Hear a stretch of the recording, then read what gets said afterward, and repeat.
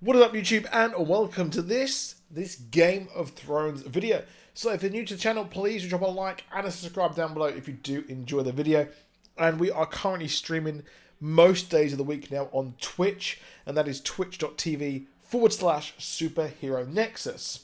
Now, I didn't do a video last week because one, there wasn't really that much to talk about in the episode, and two, I just didn't have the time, unfortunately.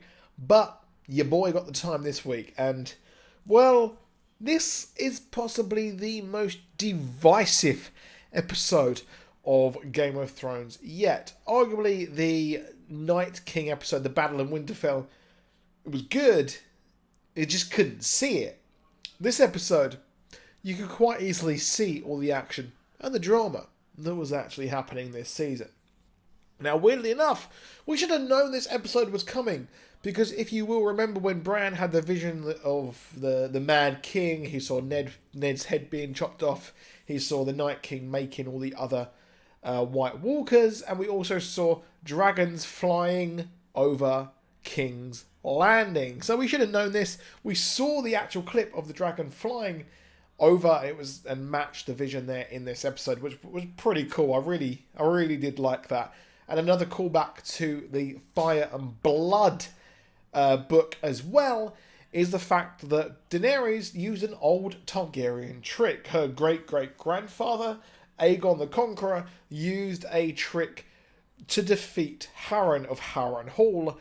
He flew straight up and straight down. The Harrenhal was impenetrable, it couldn't be burned. So what did he do? He burnt it from the inside. And that was how Harrenhal is how it is now, and why it looked like it did a couple of seasons ago when we spent a long time there as well. So she's a little old Targaryen trick there. Why she didn't use that before or after, or just use that to go to the Red Keep and kill Cersei? I don't know, because I don't know what the hell is going on in this season, and really, it does feel completely and utterly rushed. Now, I did defend it. I defended last season. I defended it somewhat this season because Arya killing the Night King somewhat makes sense in my opinion. But now we had many deaths in this episode, and it just felt like the whole long night was for naught. And really, there's no stakes really anymore because, well, the battle's over, and maybe Jon Snow needs to go and actually kill Daenerys because she's now the Mad Queen. Which, yes, they had the flag, but I'm not sure I like the whole thing of Varys mentioning that, well, the men are the ones who should rule, they're the ones who hold the true power, because the whole thing of Daenerys is the fact that she broke the chains because men ruled for so many years and it still is a bit crap in Westeros, and she basically wanted to do it a different way. Now, she's done that for so long, realised that it didn't work, and, well, went and burnt the entirety of King's Landing. It just perpetuates the kind of crazy, kooky woman myth and rhetoric, which this show was actually dispelling up to a point, and they've decided to just go, let's let her burn everything and Jon Snow take the throne. It just doesn't fit with the characterization, or at least it might have fit with the characterization if they decided to explore her going into a descent into madness. I kind of feel like we could have got a couple more seasons, and I don't understand why they decided to rush the last two seasons and set an end date when these two seasons, or at least they could have said there's 3 or 4 more, and this will be the definitive end. It just doesn't really make a lot of sense, and it is a real shame that they've decided to rush the battle of this, which was shot expertly. The cinematography I cannot fault, apart from the Battle of Winterfell when it was really dark, and the music, which was amazing, just stunning. Rijad Dewale, I can't remember, I've probably butchered that name. He is an amazing composer, and he is amazing as well because he composes Westworld as well, which is stunning. So we finally saw this episode, the death of Aries, which, why did Tyrion grasp on him, then hold his hand and go, bro, I'm sorry it was me, but it had to be one of us. It just did not fit and didn't sit that well with me, in my opinion. I didn't enjoy that. I didn't like that. And it just didn't fit that well. Jon Snow gave Daenerys a look like, oh, you shouldn't have done that, really. That was kind of That's gone too far, bro. That's gone too far. But another big fan favourite, we've got the Cleganebowl, which we had Sandor Clegane at the map room decide, yeah, we're going to go after her, Arya, and those two I thought was like, badass, this is sick, they're going to go in together and kill Cersei. But then an entire, God knows how many seasons we've had of Arya characterization, she's going to go and get revenge for her family, and then she looks into the eyes of Sandor Clegane and goes, nah, I'm just going to go through the burnt city and try and survive out there for a bit, to be honest, and see what happens. Just why? The whole season was leading up to that. She killed the Night King, and then Cersei dies unceremoniously in the kind of the pit beneath, of course, King's Landing.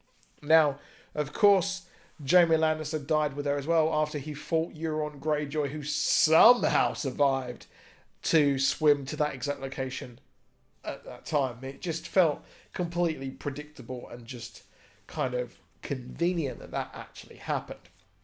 It was a real shame, to be honest, what happened that in this, and the fact that Cersei didn't get any justice. She just, no one really knows if she died or not. She's just underneath a load of rubble underneath King's Landing, which was pretty stupid, to be honest.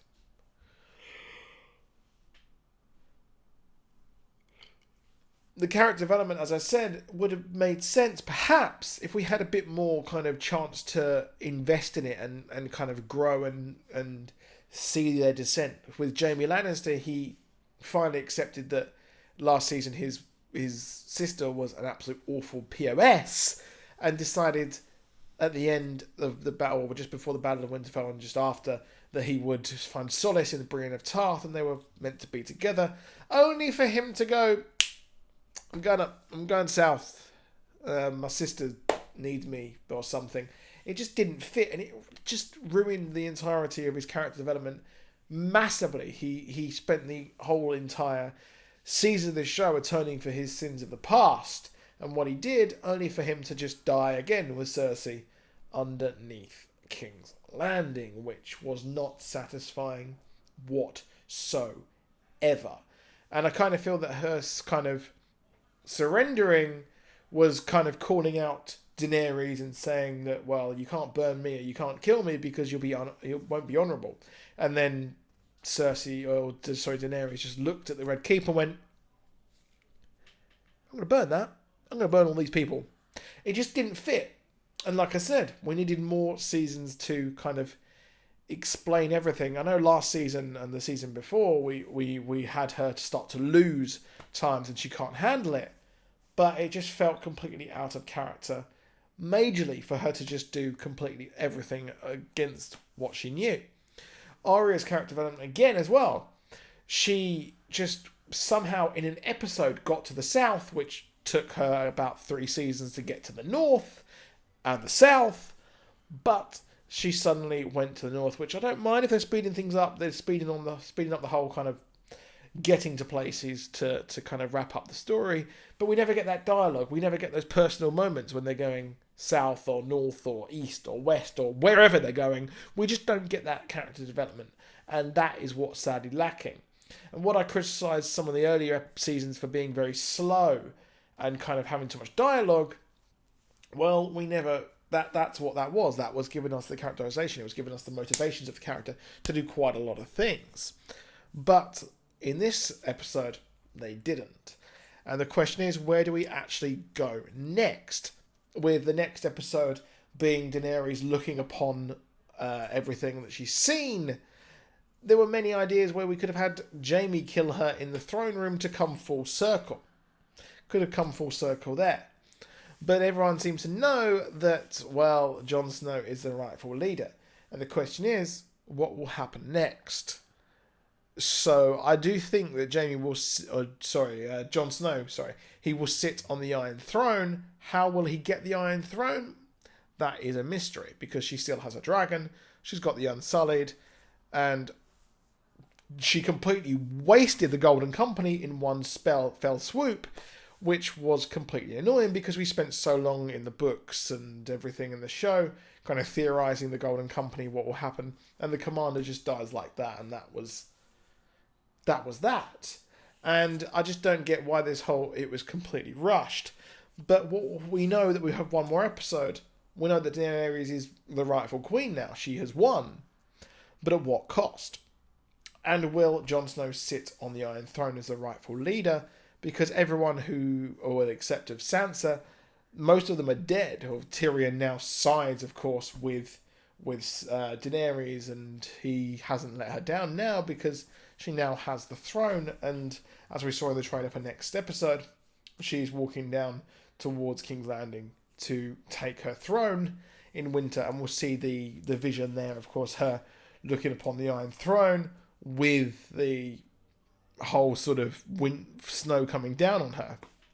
So with that in mind, it does look like she will be the queen, but Jon will finally realise that she has gone mad because she's a woman, and he's going to kill her because apparently women are just the trope of them being crazy and unpredictable and kind of not fit to rule has been perpetuated here in this, after they spent so long dispelling all of that, especially in Vadothrak, and of course with her taking the Iron Throne.